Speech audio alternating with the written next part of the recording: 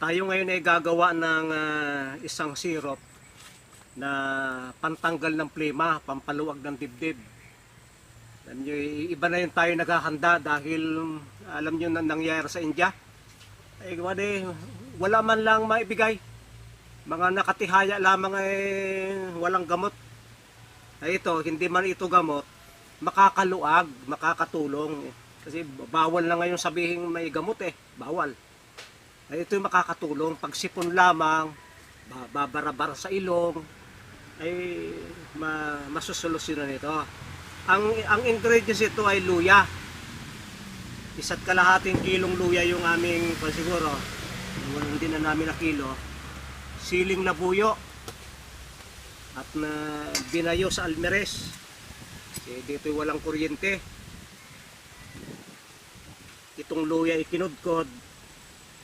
At na piniga. Tapos sa inyong palilindagin, tatanggalin nyo yung arena, yung euro. Dahil pag hindi nyo tinanggal yung euro, yung syrup ay pangit. Kaya pagkapiga, ilalagay nyo dito yung katas ng mga 1 oras. Pagkatapos ay inyong isasalin, ang ilalim ay ganito, ito'y arena. Magagamit nyo ito pag magpipirito kayo ng itlog. Kaunti lang ang inyong ilagay, mahalang na. Magpapatis kayo, yung arena, hahaluan nyo ng mga 1 kutsara nito. Napakasarap ng inyong patis, napakaganda ng halang. At ang isa pang sangkap nito ay bayabas. Sapagkat ang bayabas ay gamot kahit sa mga malulubhang inflammation. Kaya't na nilaga muna namin yung dahon ng bayabas, ito yung naging resulta. At pagkatapos sapagkat ito yung syrup, dapat ulang sapal, itong pinaglagaan ng bayabas ang aming ilalagay dito sa kwanta, kaya lagay rande. Ilalagay namin din para mapiga. Yan. Tapos pipigain natin yan. At ang isa pa ay itong siling labuyo. Ay bakit pa so napakarami yan? Alam nyo ang halang ng isang sili at nung 100 sili, iisa lang, pareho lang ang halang no. Kaya maganda itong marami. At ang luto na ito, itong mixture na ito ay pang-adult. Ito'y sa mga kayang tiisin itong halang. Gagawa din tayo ng pambata naman na maraming sangkap. Pero ito sapagkat ito'y bawang, sili, luya, bayabas, ay ito'y ayos na. Sama pala, pagkakong kayo ng luya, ng sili, napakahalang nito. Ito yung sinasabi ko, mayroon pang naiwan dapat yun ay hindi sasama, kaya sasalin nyo ng dahan-dahan. Yan.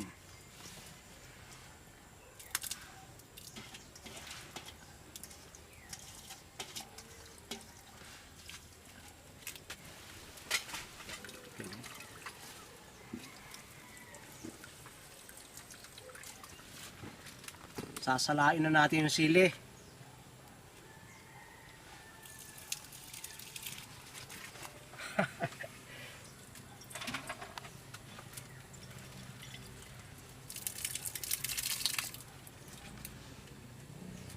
Tingnan yung katas ng sili Napakaganda Ayun ang humigop kanya na kahit wala kang sipon may tulong sipon pati luha.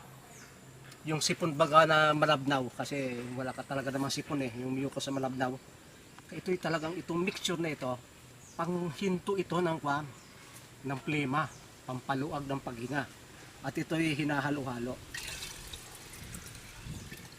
Ang na ito, 1 in 1/4 na bawang, mga 1 in 1/4 ding luya,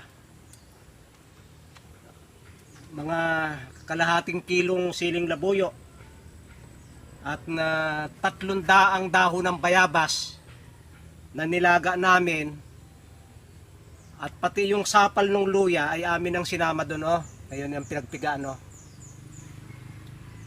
Kaya't ito, yan, lalagyan natin ng 1 kilong asukal na brown para masarap. At yung pakukuluan hanggang sa lumapot-lapot. Pero hindi ganong malapot at baka naman tumigas ang kwan. Ang pinakamasarap na panghalo sa syrup ay dahon ng sampalok. Yung dahon ng sampalok ay nagsisilbi na rin na pinaka-preservative. Pero ang hirap maghanap ng dahon ng sampalok, pero talagang napakasarap nun.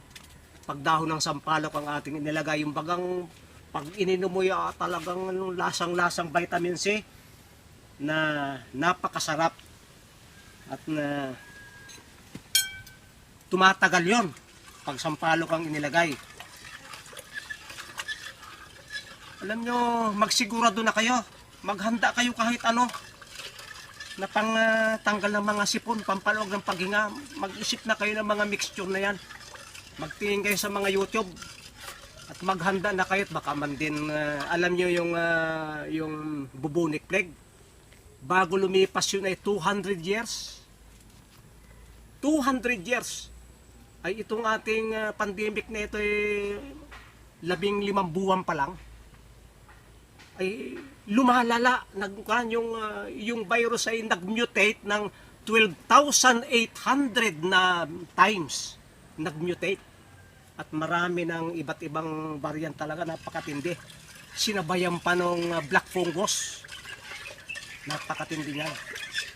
Kaya kung kayo may mga alam na mga herbal na para sa makatulong, inyo nang tuyuit, gawin yung powder. Ano kayang lasa?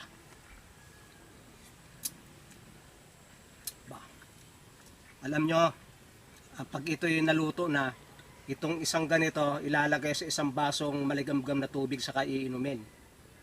Hindi pure, pero talaga masarap, mahalang.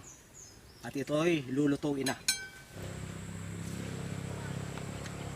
Ito nang itsura niya ng maluto, oh.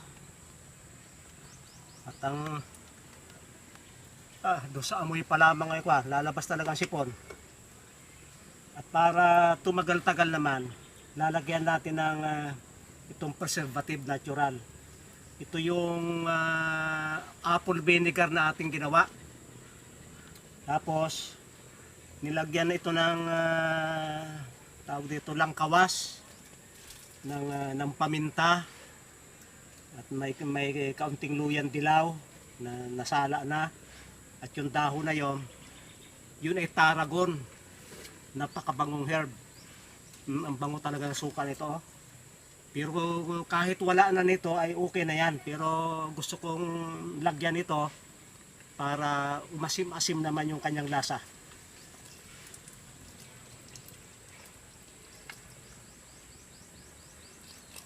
Yung kasing suka, nakakakuan din ng plema yan.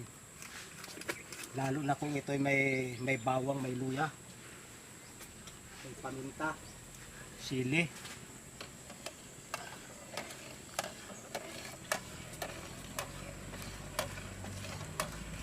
Titikman natin. Ito ay klase ng mahalang na mixture. Mahalang ito. Pero napakahusay na ito sapagkat mahalang.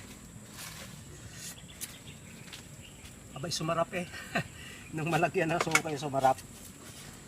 Ang sikreto ng gayetong syrup, matagal-tagal yung pagluluto, pero yung apoy ay napakakon lang.